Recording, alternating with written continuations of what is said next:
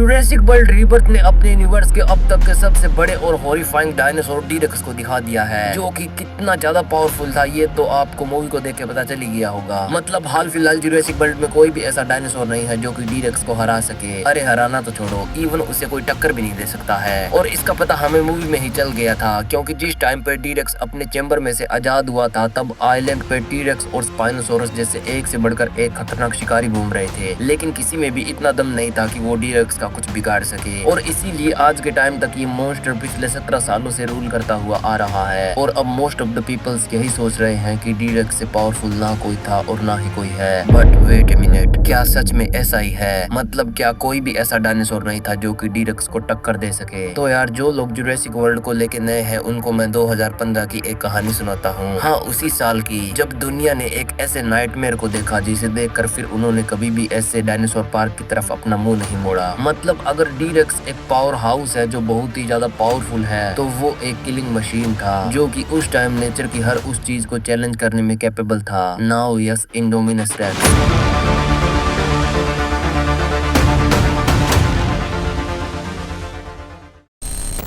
अब इंडोमिनस के बारे में एक फेमस लाइन है कि इसे पैदा नहीं बल्कि डिजाइन किया गया था, यानी बाकी डायनासोर्स वैसे के वैसे ही बनाए गए थे जैसे कि वो पहले थे। तो ये एक तरह से उनका जन्म ही हो गया, क्योंकि अगर वो नेचुरली भी पैदा होते तो भी वो ऐसे ही दिखते। लेकिन इंडोमिनस के केस में ऐसा नहीं है, क्योंकि इस जैसा ना कभी था, ना आज है और ना ही कभी आने वाले टाइम में होगा, क्योंकि इसे नेचर के अगेंस्ट डिजाइन किया गया था। और इसीलिए इसको बनाते टाइम डॉक्टर हेनरी वू एक लाइन बोलते हैं कि हम डायनासोर नहीं बल्कि एक मॉन्स्टर बना रहे हैं। और उनकी ये बात आगे जाकर सच भी हुई, क्योंकि बाद में इसी मॉन्स्टर ने सिर्फ 24 घंटे के अंदर अंदर 34 जाने ले ली, जिनमें इंसान और डायनासोर दोनों शामिल थे। लेकिन अब यार क्या हो अगर इस मॉन्स्टर का सामना एक दूसरे मॉन्स्टर या फिर अपने ही बड़े भाई डी-रेक्स से हो। अब हाँ, डी-रेक्स को इंडोमिनस से पहले बनाया गया था और साइंटिस्ट डी-रेक्स से एक तरह का इंडोमिनस या उसी जैसा कोई डायनासोर ही बनाना चाहते थे, लेकिन जीन्स में आई कुछ गड़बड़ी के चलते डी-रेक्स म्यूटेट होके ऐसा बन गया। तो क्या इंडोमिनस रेक्स इतनी ज्यादा पावरफुल है कि वो अपने बड़े भाई डी-रेक्स को हरा पाए, या फिर डी-रेक्स इंडोमिनस पे भारी पड़ेगा? तो इस वीडियो में हम इसी से रिलेटेड बात करने वाले हैं। और ये वीडियो उन बाकी सभी वीडियो से बिल्कुल ही अलग होने वाली है जो कि आपने पहले इस टॉपिक पे देख रखी है, क्योंकि इस वीडियो में मैं आपको Indominus racks and specially D-racks के बारे में कुछ ऐसी बातें बताऊंगा जो कि इससे पहले आपने कभी किसी वीडियो में नहीं सुनी होगी। तो वीडियो में एंड तक जरूर बने रहना। लेकिन यार वीडियो में आगे बढ़ने से पहले एक छोटी सी रिक्वेस्ट, मतलब अगर तुमने अभी तक इस वीडियो को लाइक नहीं किया है तो प्लीज यार कर देना, क्योंकि अगर तुम ऐसा करोगे तो मुझे भी पता चलेगा कि ऑडियंस ऐसा कंटेंट देखना चाहती है, और फिर मैं इन फ्यूचर भी ऐसा ही कंटेंट लाता रहूंगा। सो प्लीज वीडियो को लाइक कर देना, और अगर हाइप कर सकती हो तो यार वो भी कर देना।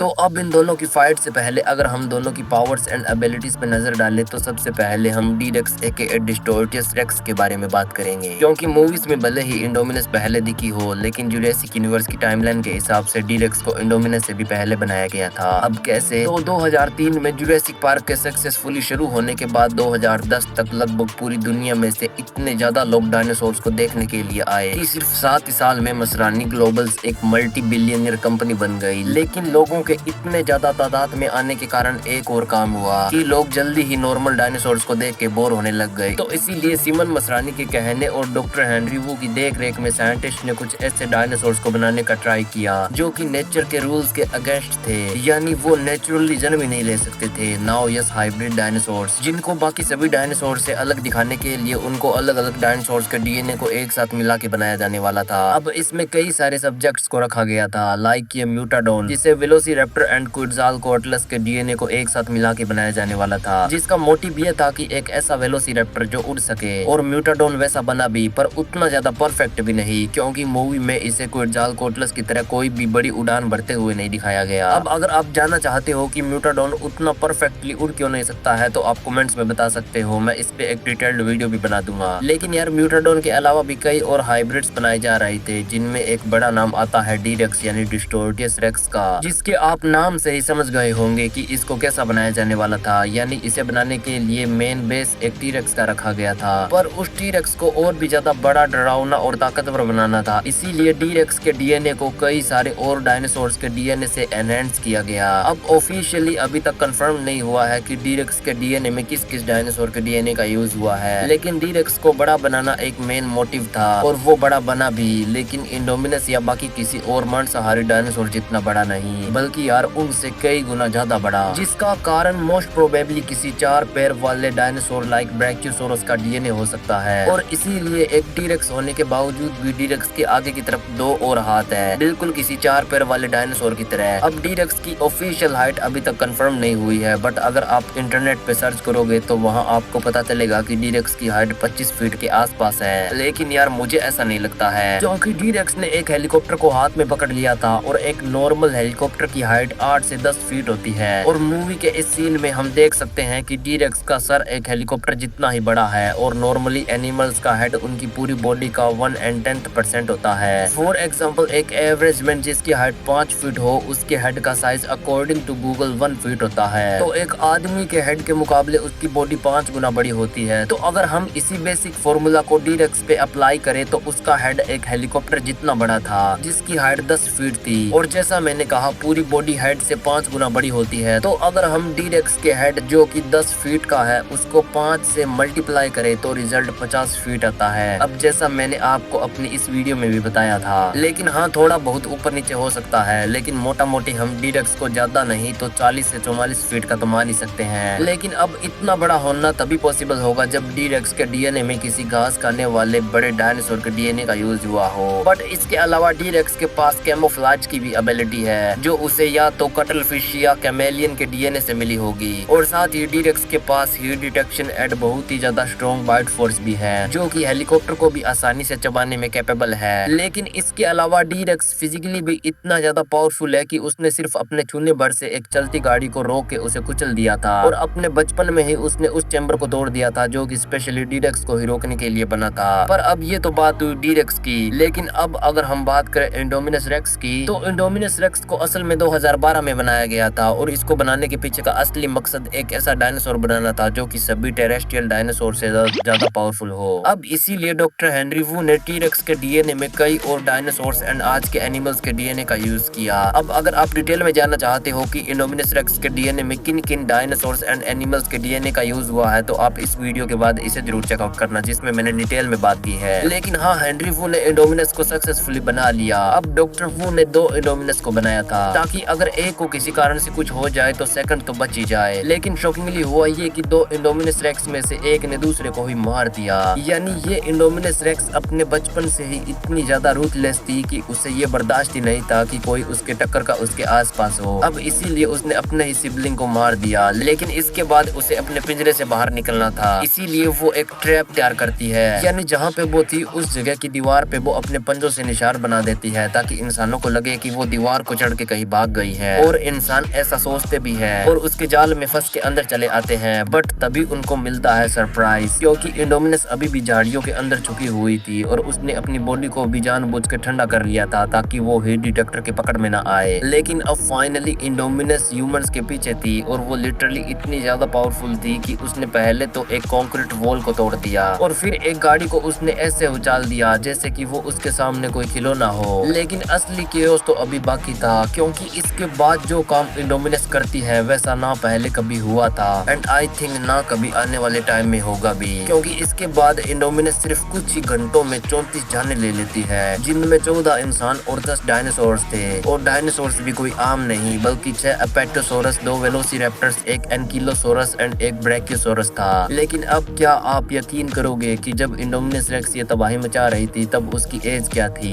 3 साल। नाउ यस, सिर्फ 3 साल। यानी सिर्फ 3 साल की बच्ची ने पूरे के पूरे जुरासिक पार्क को हिला के रख दिया था। और इस दिन को जुरासिक वर्ल्ड में एक तरह के एक ब्लैक डे के रूप में माना जाएगा। लेकिन अब फाइनली क्या इंडोमिनस रेक्स टीरेक्स को हरा पाएगी? तो फर्स्ट ऑफ ऑल तो इन दोनों की बैटल में दोनों की स्किल्स एंड वेपन्स बहुत ज्यादा काम आने वाले हैं, जहां इस मामले में इंडोमिनस ऑब्वियसली थोड़ी आगे है, क्योंकि उसके पास camouflage, night vision, enhance strength, speed, sharp claws, powerful bite force, strong sense of smell and intelligence जैसी एबिलिटीज है। लेकिन इसके अलावा ये वेलोसिरैप्टर के साथ कम्युनिकेट भी कर सकती है, यानी ये उनको कन्विंस करके अपने साथ मिला सकती है। और इसकी बाइट फोर्स एंड क्लोज का तो क्या ही कहना है, क्योंकि इसने अपनी बाइट फोर्स से जायरोस्फीयर के अंदर तक अपने दांत गड़ा दिए थे। और जायरोस्फीयर को स्पेशली बनाया ही इसीलिए गया था कि वो किसी भी डायनासोर अटैक को आसानी से सर्वाइव कर ले, लेकिन इंडोमिनस ने इसे आसानी से ब्रेक कर दिया। और इसने जायरोस्फीयर के अंदर अपने पंजों को तो इतनी आसानी से गड़ा दिया कि मानो वो जायरोस्फीयर नहीं बल्कि कोई कागज की बनी बॉल हो। और इसकी इंटेलिजेंट के भी किस्से अलग ही लेवल पे हैं, जहां ये इंसानों जैसे इंटेलिजेंट बीइंग्स को भी अपने ट्रैप में फंसा सकती है। तो आप सोच लो कि जब इसकी फाइट किसी डायनासोर के साथ होगी तो ये उसका क्या हाल करेगी। लेकिन अब हम यहाँ किसी डायनासोर नहीं बल्कि एक मॉन्स्टर की बात कर रहे हैं, यानी डी-रेक्स की। जहाँ भले ही डी-रेक्स इंडोमिनस रेक्स जितना तेज, इंटेलिजेंट और हथियारों से लैस ना हो, लेकिन जो चीज इसे जुरासिक वर्ल्ड के सबसे पावरफुल डायनासोर्स में से एक बनाती है वो है इसकी हाइट और इसकी फिजिकल स्ट्रेंथ। जहाँ ये तो मैंने आपको पहले ही बता दिया था कि ये फिजिकली कितना ज्यादा पावरफुल है, क्योंकि इसने एक 4 टन भारी हेलीकॉप्टर को आसानी से किसी टॉय की तरह उठा लिया था। यानी डी-रेक्स के लिए इस हेलीकॉप्टर को उठाना उतना ही आसान था जितना आपके लिए किसी केक के पीस को उठाना। And if you don't know तो इंडोमिनस रेक्स का वेट 9 टन है। तो अब आप खुद ही सोच लो कि जब डी-रेक्स को 4 टन कुछ नहीं लगता है तो थोड़ा जोर लगाने पे वो 9 टन तो उठा ही लेगा। लेकिन यार अब यहाँ पे कुछ ऐसी बातें जो आपने शायद ही इससे पहले कभी सुनी होगी। लाइक आपने जुरासिक वर्ल्ड रीबर्थ में एक चीज को तो नोटिस किया ही होगा कि उस मूवी में पहले डी-रेक्स का हाथ और उसका मुंह इतना ज्यादा बड़ा था कि उसने हेलीकॉप्टर को उठा के उसे खा लिया था। लेकिन मूवी के लास्ट के एक सीन में उसने उसी सेम हाथ से एक इंसान को पकड़ा। मतलब जिस हाथ में हेलीकॉप्टर इतना छोटा लग रहा था उसमें इंसान को तो बहुत ही ज्यादा छोटा दिखना चाहिए था, लेकिन ऐसा नहीं हुआ। तो क्या मूवी में 2 डी-रेक्स थे, जिनमें एक इंडोमिनस रेक्स जितना ही बड़ा था और एक यानी जिसने हेलीकॉप्टर को पकड़ा था वो 50 फीट का था। तो उस हिसाब से अगर उस डी-रेक्स के साथ इंडोमिनस की फाइट होती है जिसकी हाइट 50 फीट थी, तब तो डी-रेक्स ही जीतेगा।